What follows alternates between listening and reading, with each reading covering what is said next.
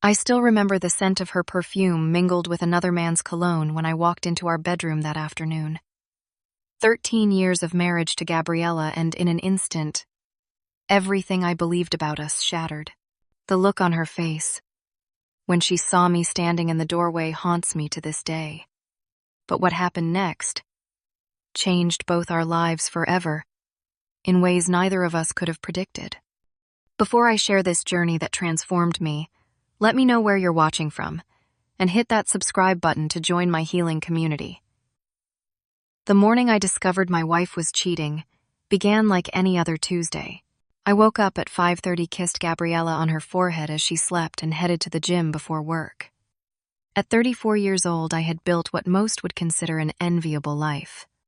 Senior software developer at a growing tech company in Seattle, married to my college sweetheart, and living in our dream home we designed together in the suburbs. Gabriella and I met during sophomore year when we literally bumped into each other at the university library. She dropped her stack of psychology textbooks, and I helped gather them while making an awkward joke about Newton's laws of motion. Her laugh captivated me instantly. 3 dates later, I knew she was the woman I wanted to spend my life with. We married 2 years after graduation and built our lives together brick by brick. The last 5 years had been challenging, though. Month after month of negative pregnancy tests had taken their toll on us. Each failure felt like a personal shortcoming. The fertility specialists, the scheduled intimacy, the disappointment that followed each treatment had gradually transformed our once spontaneous relationship into something more mechanical.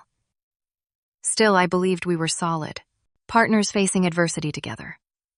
That morning, as I showered after my workout, I decided to cancel my business trip to Portland, scheduled for later that week. Gabriella and I needed quality time together.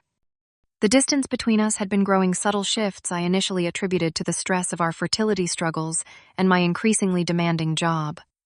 Looking back, the warning signs were everywhere. The new wardrobe appearing piece by piece. The unfamiliar perfume that smelled of jasmine and something exotic. The sudden work dinners that kept her out until 11. The way she guarded her phone, angling the screen away whenever I entered the room. Her increased criticism of our routine, our home, our life together. 2 weeks earlier, while searching for our insurance card in her purse, I found a business card for someone named Jackson Miller, financial advisor. Written on the back in masculine handwriting, "Call me anytime. J." I convinced myself it was innocent, a professional contact. Gabriella worked in human resources. Surely she dealt with financial advisors for employee benefits. That afternoon, as I drove home early to surprise Gabriella with tickets to her favorite band playing downtown that weekend, my stomach churned with anxiety. Was I being paranoid? Was the distance between us just a phase all marriages go through? The questions circled in my mind as I pulled into our driveway and noticed an unfamiliar black Audi parked across the street. Our house seemed unnaturally quiet as I entered, setting down my laptop bag and the small gift box containing concert tickets. Then I heard it, muffled laughter from upstairs. A man's voice, then Gabriella's distinct giggle, the one reserved for moments of pure joy that had become increasingly rare at home. The staircase to our second floor never seemed longer. Each step triggered memories of carrying her over the threshold when we bought this house, of painting these walls together, of the nights we talked about which bedroom would become the nursery. My heart pounded so hard I could feel it in my throat as I approached our bedroom door.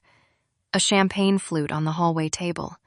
A man's watch I had never seen before. A trail of clothing leading to our closed bedroom door. The moment my hand pushed open that door, 13 years of trust shattered like glass. There was Gabriella, my wife, entangled with a tall man with sandy blonde hair in our marital bed. The sheets I had helped pick out during our anniversary weekend getaway now wrapped around their bodies. Time seemed to freeze. Gabriella spotted me first, her expression morphing from passion to horror in an instant. The man, whom I would later identify as Jackson, scrambled to cover himself, muttering curses under his breath. "Tyler," Gabriella gasped, clutching the sheet to her chest. "You were supposed to be at work." Those words cut deeper than the scene before me. Not "this is not what it looks like," or "I can explain," but an accusation, as if my presence in my own home was the true transgression. Jackson gathered his clothes in record time, avoiding eye contact as he awkwardly slipped past me in the doorway. The front door slammed moments later, leaving Gabriella and me in a silence so heavy it felt difficult to breathe. How long I managed to ask, my voice barely recognizable to my own ears. Gabriella pulled on her robe, her hands shaking. "Tyler, you have to understand. You are always working, always distracted. We have not connected in months." "How long?" Each word felt like gravel in my throat. 3 months, she finally admitted. Then quickly added, "But it is not what you think. Jackson understands me. He listens." 3 months. 90 days of lies. While I was scheduling fertility appointments and researching adoption agencies, my wife was building a relationship with another man. "He is just a coworker," she continued, as if that somehow diminished the betrayal. The name clicked into place. Jackson Miller. The business card. The man I had briefly met at the company holiday party last December, where Gabriella had introduced him as a new hire in the financial department. The pieces aligned with sickening clarity. That night I slept in our guest room, though slept is generous. I stared at the ceiling until dawn, replaying years of memories, questioning every business trip she took, every late night at the office. The following morning, while Gabriella was in the shower, I did something I never imagined doing. I checked her phone. The evidence was overwhelming. Hundreds of text messages, hotel reservations, photos that burned into my mind, plans for their future. My name appeared in their exchanges as an obstacle, a complication to be managed, not a husband, not a partner, an inconvenience. When confronted with this evidence, Gabriella's defense crumbled. Tears streamed down her face as she admitted the affair had grown more serious than she intended. Jackson made her feel desired again, appreciated, seen in ways she claimed I had stopped seeing her. "I was going to tell you," she insisted. "I just did not know how. My closest friend Marcus urged me to hire a divorce attorney immediately. She does not deserve another minute of your life," he argued over drinks that night. "She has been planning this for months." The following days passed in a blur of sleepless nights and distracted workdays. I moved through life on autopilot, showing up to meetings I could not recall afterwards, nodding at conversations I did not hear. The weight of betrayal pressed down on me, making even simple tasks like eating or showering feel monumental. A week after discovery, I was scrolling mindlessly through social media when a photo stopped me cold. Jackson, my wife's lover, smiling broadly with his arm around a petite brunette. The caption, "4 years together, and finally making it official." She said yes, Jackson was engaged. The affair was a double betrayal. When I confronted Gabriella, she broke down completely. "He told me they were practically separated," she sobbed. "He said he was going to end things with her after their lease expires." I almost laughed at the absurdity. The classic lies of a cheater, and my intelligent, independent wife had fallen for them completely. "I will end it with him," she promised, clutching my arm. "We can go to counseling. We can fix this." I wanted to believe her, part of me desperate to return to the life I thought we had. But 2 days later, I discovered she was still texting him, making plans to discuss their situation. The betrayal continued even as she begged for reconciliation. That night marked my lowest point. I drank nearly a full bottle of whiskey alone in our basement, surrounded by the remnants of the home gym we built together years ago. I drunk-dialed Marcus at 2 a.m, my words slurring as I questioned every decision I had ever made. "Maybe I deserve this," I remember saying. Maybe I was not enough for her. The next morning, fighting a crushing hangover, I found myself researching divorce attorneys, comparing their rates and reviews as though shopping for appliances. Our friends had already begun taking sides. Social invitation dwindled. Mutual friends awkwardly avoided mentioning Gabriella when speaking with me. I felt hollowed out, a shell of the confident man I once was. The future I had planned vanished, replaced by an endless fog of uncertainty.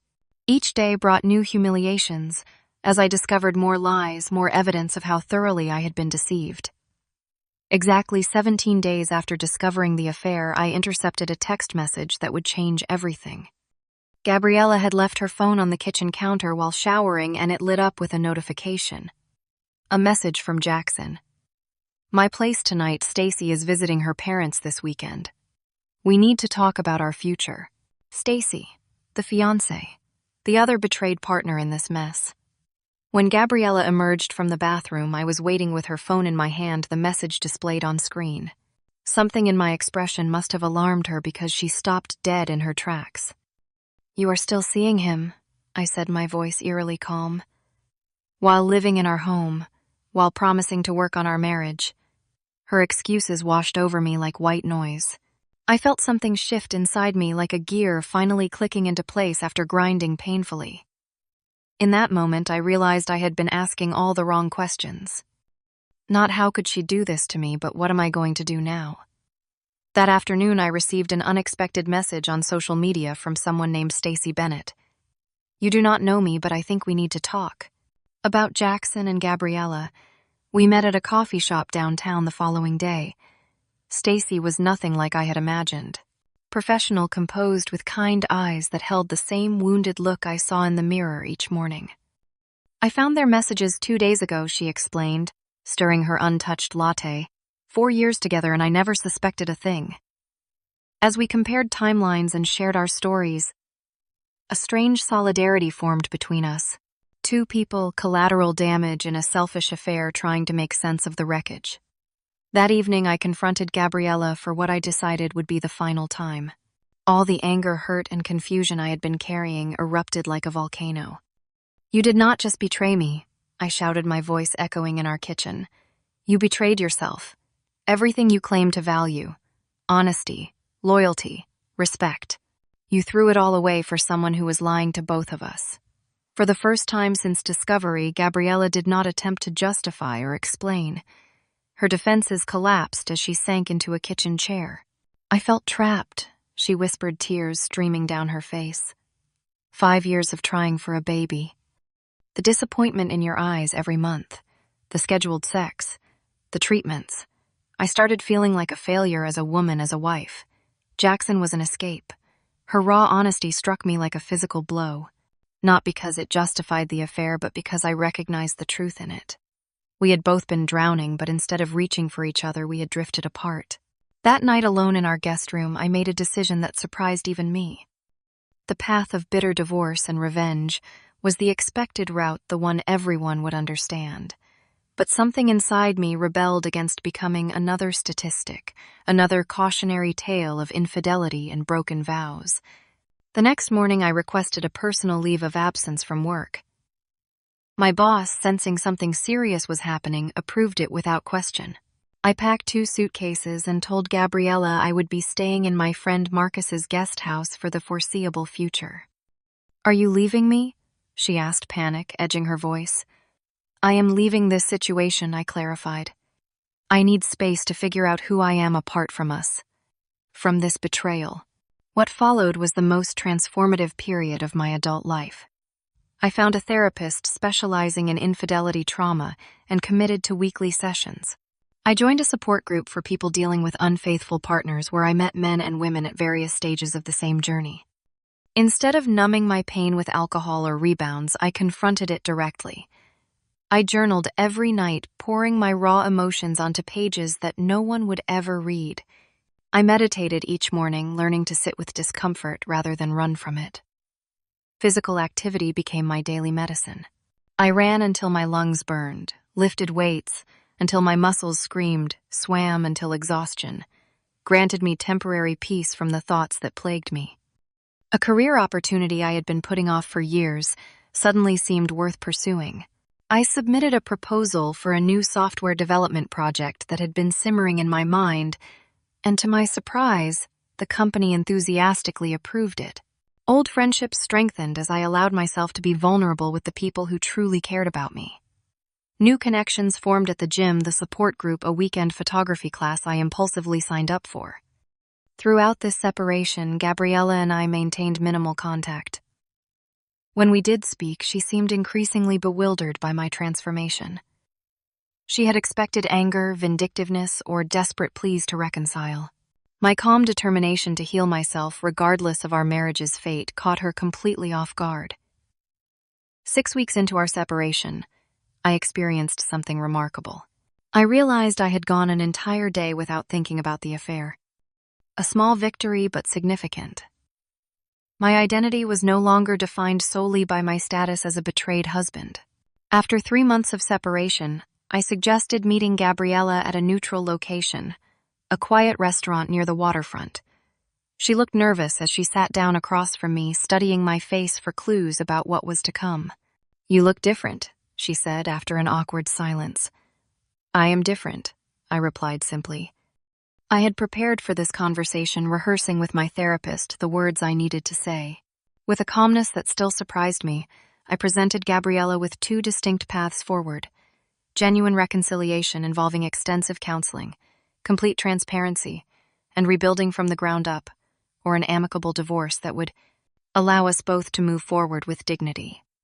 "These are my non-negotiable conditions," I explained, sliding a folder across the table that outlined my boundaries for either scenario. "I deserve a partner who chooses me actively every day, not someone who stays out of guilt or convenience." Gabriella appeared stunned by my approach. The man sitting before her was not the devastated husband who had discovered her infidelity 3 months earlier. She reached for my hand tentatively. "What happened to Jackson?" I asked, noticing she had not mentioned him. "He chose Stacy," she said quietly. "Once everything was exposed, he claimed what we had was a mistake, that he always intended to marry her." I felt no satisfaction at this revelation, only sadness for the pain caused by poor choices all around. "I want to try," Gabriella said finally. "I want to rebuild, but I am scared you will never truly forgive me, that you will always see me as the woman who betrayed you." Her fear was valid. Trust once shattered does not mend easily. But the work I had done over the past months had shown me something important. Forgiveness was not about erasing the past, but about creating space for a possible future. "I cannot promise forgiveness on a timeline," I told her honestly. "But I can promise to try if you are willing to do the difficult work alongside me." We agreed to begin marriage counseling the following week, with the understanding that reconciliation was not guaranteed. Our first session was brutally difficult, laying bare the issues we had avoided for years. Our infertility struggles had become a silent third presence in our marriage, unacknowledged, yet influencing every interaction. Gabriella revealed resentments I had never suspected, ways she felt unseen and undervalued. I shared how her affair had destroyed not just my trust in her, but temporarily my sense of self-worth. Our counselor created a structured environment where these painful truths could emerge without destroying the fragile bridge we were attempting to rebuild. Slowly, cautiously, we began dating again. Simple outings at first: a walk along the waterfront, lunch at a new cafe, a Saturday morning at the farmer's market. We established new rituals and traditions, consciously avoiding the routines of our pre-affair life. Complete transparency became our new normal. Phones unlocked, schedules shared, regular check-ins about emotional states. Not as surveillance, but as the foundation for rebuilding trust. 4 months into counseling, we had a breakthrough conversation about children, the dream that had unconsciously defined and constrained our marriage for years. "What if we considered adoption?" I suggested one evening as we sat on our deck watching the sunset. "We have been so focused on having biological children that we never seriously explored other ways to become parents." The idea took root, growing stronger as we researched adoption agencies and spoke with families formed through adoption. For the first time in years, we shared excitement about our future without the shadow of fertility treatments looming over us. Intimacy returned gradually, tentatively at first, then with increasing connection. Not the mechanical intimacy of our fertility struggle years, but something more mindful, present, and genuinely connecting. 1 year after Discovery Day, Gabriella and I sat in the waiting room of an adoption agency, clutching hands nervously like new parents about to meet their child for the first time. We were not there for a placement yet, just an initial consultation, but the symbolism of the moment was not lost on either of us. "Are you happy?" she asked quietly, her eyes searching mine. It was a complex question. The past year had been the most difficult and transformative of my life. The pain of betrayal never completely vanishes. It changes form, diminishes, but leaves its mark. I am present, I answered truthfully. I am engaged in our life together by choice, not habit. That feels like something more meaningful than simple happiness. She nodded, understanding the nuance. Every day, we actively decided to continue building together, knowing the alternative was always an option. The journey through infidelity taught me that self-worth cannot be tied to another person's actions. The betrayal was about Gabriella's choices, not my value as a husband or a man. Learning this distinction freed me from the prison of victimhood. Forgiveness, I discovered, was not a gift I gave to Gabriella, but a process of releasing myself from the burden of resentment. The energy once consumed by anger now fueled growth and possibility. Our marriage today bears little resemblance to what we had before. We communicate with intention, never assuming the other knows what we think or feel. We acknowledge the fragility of trust and the constant work required to maintain it. Most importantly, we recognize that loving someone is a daily choice, not a one-time commitment made years ago. The unexpected response to betrayal ultimately defined me more than the betrayal itself. By choosing growth over bitterness, presence over escape, I discovered strength I never knew I possessed. Life will always contain pain. Relationships will always risk hurt. The question is not whether we can avoid suffering, but how we respond when it inevitably finds us. In that response lies our true character and our capacity for transformation. Have you ever faced a betrayal that ultimately led to unexpected growth? I would love to read your experiences in the comments below. If this story resonated with you, please hit that like button and subscribe to my channel for more reflections on healing and transformation. Share this with someone who might need to hear that pain can be a doorway to something better. Thank you for being part of this journey with me.